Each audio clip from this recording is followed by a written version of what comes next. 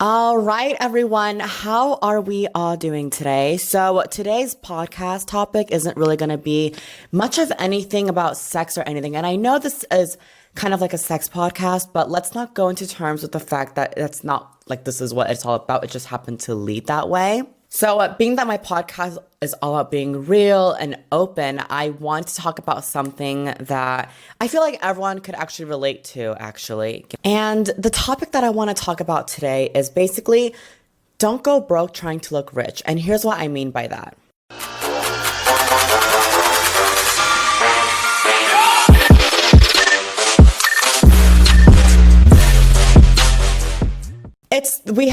Everyone likes to put on this facade and this image that they have more money than they do, and nothing wrong with that. I mean, if that's the look that you want to go for, do it. But my problem is when it starts to affect others, and I say that because I was the other person. So let's just go back to 2019 when I started escorting and I started getting into the sex work. And now I am someone who gets easily influenced really fucking easily. In my video where I talked about where I got into escorting, it was about how I met this girl named Bianca and how she kind of got me into escorting. And the whole reason of why I got into escorting was because I saw the life that she had. I saw the life that she was living, the things that she owned. It was all luxury. And I was like, oh my God, I want that for myself. And so essentially that's what got me into escorting, was seeing all the things that she had. And I was like, oh my God, I want this. So once I started escorting, I told you guys how I didn't make that much money because one, I never hustled like a bitch or anything. I kind of just worked just to fucking make money because I was like, oh my God, the money is coming so easily. I love this. It's so fun. And once I started making money, I was like, okay, this is a few thousands. This is cute. And she was kind of like my new trans mom at the time because I adapted into this new world of escorting. And so she was kind of mentoring me, just showing me the ropes and showing me what to do. And like I said, I'm easily influenced. And so I was kind of just like taking notes, like, okay, I'll do this, I'll do this, I'll do this. Okay, perfect, perfect, perfect. And she would always tell me to look expensive. She was kind of just like, girl, you need to look expensive. You need to look this. You need to look like you have money. You need to look expensive. And so I was kind of just always like, all right. And growing up, I never really was someone who was like a big fan of designer.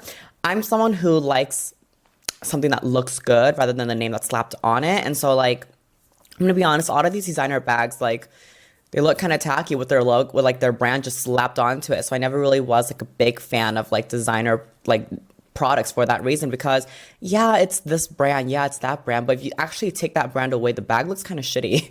And so I never really was a big fan of like designer stuff until I met her, because she was kind of just like, girl, you need to look this, you need to look like that, you need to have like this much money, look like you, like basically look the part.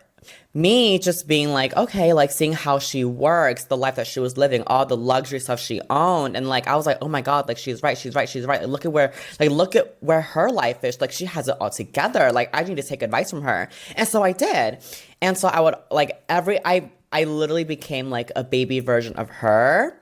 It was weird because like I was like a 5'2" version of her. Like I was like her stunt double because I looked the part. Like she wore red bottoms, I wore red bottoms. She wore designer, I wore designer. And like it was kind of just like eventually I became a baby Bianca.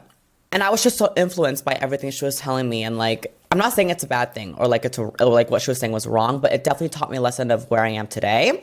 And that's why I'm talking about this with you guys. That led me to always thinking like I had to look a certain way, wear a certain brand, and just portray a certain look. And that made me spend a lot of money. And so before we get to that part though, I always had this mentality of fake it till you make it. And honestly, I think that's one of like the most motivating quote to ever live by, because it got me to where I am today. And obviously when I first started escorting, I had just moved out of my parents' house, so I wasn't making that much money either. And so she was telling me you need to look expensive. And so I was kind of like, okay, how can I look expensive but not break my fucking wallet, because I'm not making that much money from escorting. And that's when fake it till you make it came into play. For example, red bottoms. I was always a big fan of red bottoms. The idea of like a red sole, anyone who looks at a red sole knows exactly what brand that is, and that is Christian Louboutin. And so I couldn't afford a pair of like Louboutins, and so I painted the bottom of it. And that is like some broke bitch mentality right there. But you know what? I did it for years and not a single person clocked it. They always told me like, oh my God, I love your so Kate. Oh my God, your pegals look so good. Oh my God, are those the daffodils? And I'm like, yeah, yeah, yeah. So basically what I would do is I would look for a shoe that came in the most similar structure as a Christian Louboutin pair of heels. And then I would buy those and paint them red. And I remember just like whenever I would go to like my Asian friend's house and they wanted me to take my shoes off, I would literally hold on to my shoes and just clutch it with me because I couldn't let anyone see the inside that it wasn't like Christian Louboutin. And it was a really interesting like part of my life actually.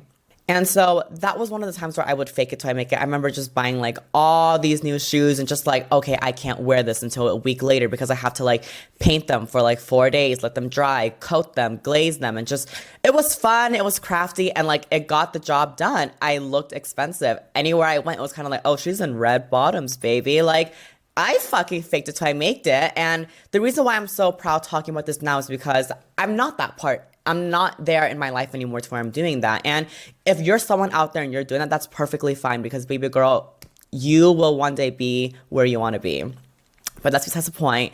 So I would fake it till I make it all the time. I would paint all my fucking shoes and that was like, in a way that was so much fun for me because it was kind of crafty. I was going into my crafty side that I hadn't gone into in like so long. And I was like, this is actually like really, really fun. I miss doing this. So that was one of the occasions where I faked it till I made it. Another thing that I did would be like bracelets. And so, for example, I have this Hermes, I don't know what it's called, but it's an Hermes bracelet. You can literally go on Amazon, look up H bracelet, and they come up. And like, that's a fucking dupe right there. And so I would buy a fuck ton of that and I would wear them. And it would be so embarrassing because they were made so cheap and poor quality that I'd be at the bar and they would literally fall off. And it's like, why did your like $800, like why did your $800 bracelet just fall off your fucking arm? It doesn't make any sense. And it's be like, the screws unloosening, but that's none of your business.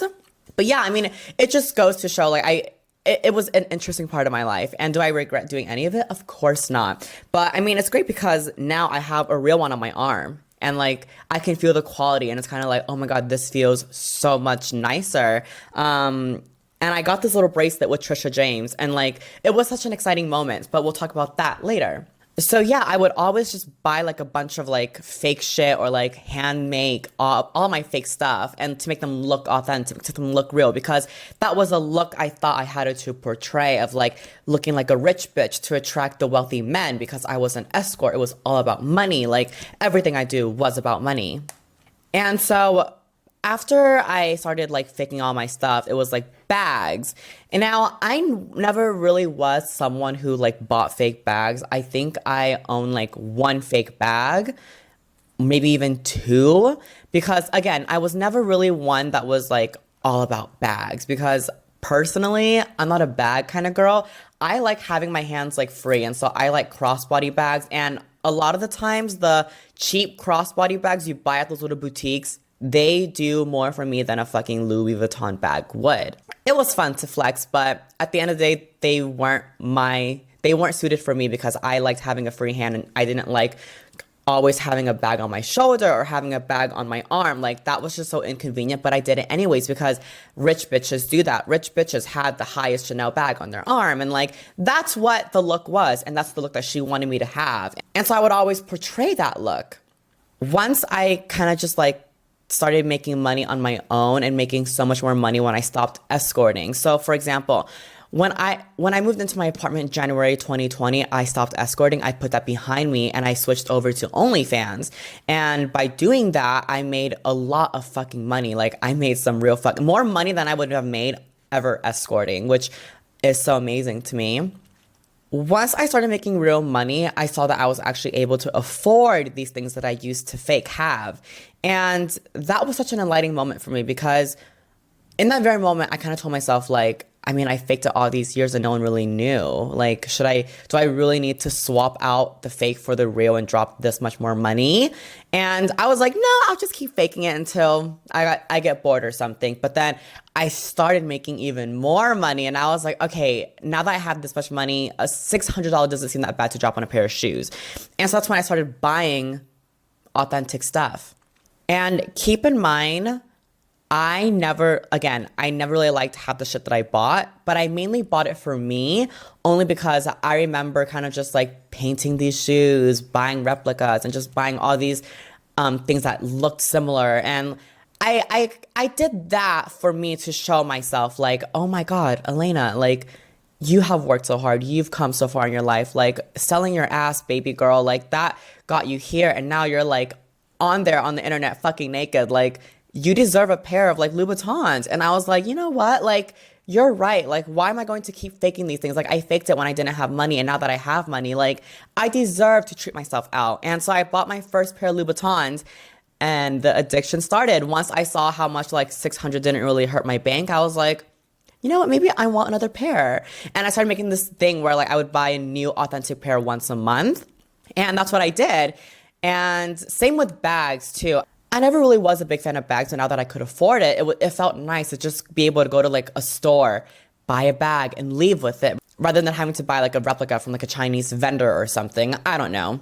And so it felt so nice to just be able to go to like a Louis Vuitton store, look at a bag, like it, and then buy it and have it with you right then and there. And that was one of the most like biggest moments in my life, was being able to afford that and being able to like look at that and point and want it and like know that it's my money. It's no one else's money. It's not a sugar daddy's money. It's not dirty money. It's my money that I worked for. And it was nice. It actually was really nice. And so once I started to buy these real stuff, I would be so happy. I would talk about it like, oh my God, Bianca, look at my new bag. Look at my this. And she wasn't really happy about that, which I didn't understand why. And she would tell me, she'd be like, girl, don't be fucking stupid. Save your money. Like, don't buy these real bags. Buy fake bags. Like, girl, I own like this fake. I own like this bag. It's fake. I own this. I own that. I know someone who can sell these fake bags. Like, here, I'll give you my person. And in that very moment, when she was telling me these things, I kind of was like, wait, what? Like, I'm confused. It was very interesting because I remember she was someone who kind of just always told me, like, you need to look expensive. You need to serve a look, have like, wear this, wear that. And I did. And then once I was able to actually afford it, I thought she would be happy. And like, I was kind of just like, look, because in a way she was like my trans mom. And so I wanted to make her proud and just be like, look at where I am now. But instead she kind of like, she reacted that way. And it made me feel a little weird because I was kind of like, I thought you would be happy. Like, I made it now. Like, I made it. Like, I worked hard and like, look where I am. And that's when I realized, oh my God, all of her stuff was fake. She didn't own a single real thing. And it was really interesting. It was an eye opener for me because I was kind of just, I remembered how brainwashed I was and just seeing her life and being so convinced that, oh my God, like she has it all together. Like, oh my God, this is insane. Like, this is who I want to be. And then when I finally became that person, I found out the person that I looked up to wasn't even that person that I thought she was. And it was really interesting. It really was. And I think that was one of the most biggest eye openers for me. And like, I told her, I was like, I know I can buy fake stuff, but like, I work hard. I have the money to afford it now. And I want to buy these real things now. And she was just kind of like, girl, no, that's fucking stupid. Girl, that's dumb. That's dumb. Like, save your fucking money. Buy a house. Save your money. Don't be dumb, girl. Like, don't buy these real products. Just buy like the fake ones. Like, don't spend all this money on a pair of bag or like a shoe or something. And so I was kind of just like, oh my fuck. Like, and that's when it kindly just like all came together. Like, this bitch has a lot of fucking fake shit. And the reason why I'm making this episode is because I want to put it out there that what you see on social media isn't really, you know, like a lot of the times is real. And I feel like being on social media, people have a way they want to portray themselves as, and I get it, 100% I get it. It's like in a little escape, you know, you go on, you put on a little facade, and I do that all the time. Like, I remember at one point during this little like rich bitch, broke bitch era of mine, like I'd be posting stuff that would like flash my products and like all this stuff, but it was like all fucking fake. And people didn't know that. And like at the end of the day, it's kind of like I had like no money in my account, but I portrayed that out there. And I guess that was kind of like a little manifestation, I would say. Like, you guys, I remember I would carry empty Louis Vuitton bags around like the mall and just snap as if I just bought something. Like, that's the extent that I would go. just to serve a look online because I needed to portray that a wealthy look. And honestly, it was annoying. It was annoying having to constantly keep up. It was annoying having to constantly put that out there. But like, it was no one's fault but mine. I chose to do that because I was just so convinced that this is the image that I needed to portray. This is the image that I needed to put out there. And so the reason why I'm talking about this now is because I know so many girls who work so hard to make so much money and they spend every last bit of it on designer products because they feel like that's what they need to have to fit in. They feel like that's what they need to have to like be the girl or be a part of like the girl. And I want to remind you guys that like that, like coming from me, I once had that mentality. It's not that fun because I remember at one point I was just buying all these expensive stuff and I started to stop and think about it. And I was kind of like, do I really need to own a pair of $800 shoes when I could have literally spent that much money and buy like 20 pairs of shoes on like Fashion Nova or like a random boutique down the street? And like at the end of the day, they're just shoes. And half of like these designer stuff, like a lot of times they were really inconvenient. Like the heels hurt, the bags were built all weird. And like a lot of the times because they were so expensive, I almost didn't want to wear them out for the fear that I would damage them. And so I would wear the fake shit out. I would have like, you guys, I own a lot of real shit now, but I would still wear the fake stuff out because they're more comfortable at the end of the day. And so I want to just put this out there because my podcast, yeah, I'm all about being real and open, and that comes to sex, but it also comes to lifestyle too. And I'm a public figure. A lot of younger trans girls look up to me, and I don't want to portray this image that I have it all together, that I'm this, I'm that, because at the end of the day, I'm not, and I'll be the first to admit it. And social media is extremely deceiving, you guys. Like, so deceiving. Even when it comes to face tuning and Photoshop, yeah, I'll be the first to admit it. I face tune the fuck out of my face. Like, I'll sometimes make my nose a little smaller. I'll make my lips a little bigger, and that's because that's like I want to look better in photos. But like at the end of the day, it's kind of just like, that's not real. I'll make my waist a little smaller, my hips a little bigger, but like that's not real. And it took me a while to realize that because now when I go on social media, I see all these girls with rocking bodies. I'm kind of just like, don't look at that, you know, because that's not real. And it's so easy to look at those things and like be drawn into it and get carried away and think that you need to look a certain way because in reality, you don't. You really don't, babes. Like even now, in this point of my life, I have 6 figures in my bank account. And what do I wear? I will literally wear like a $20 bag from Fashion Nova and pair it with like an $8 hoodie. You know, like now in my point in life, like I have the money to literally buy these expensive things. And I really don't want to. I really don't want to. And it's funny because 3 years ago, I would have spent every last dime trying to like buy all the latest designer. But now it's like, now that I actually have money, it's like, I don't really care for all that.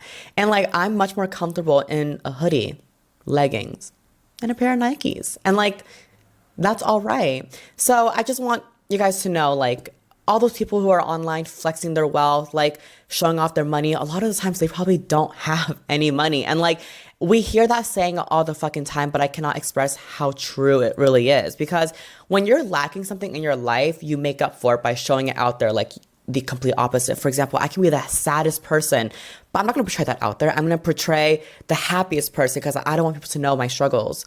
I can be fucking broke, but I'm going to put that out there, you know, like I'm going to put this image that I'm wealthy so that they look at it and think, oh, she can't be broke. Like, look at how much money she has. Like, look at how much wealth she's flexing. Like, but at the end of the day, those who flex the most money most likely don't even have any.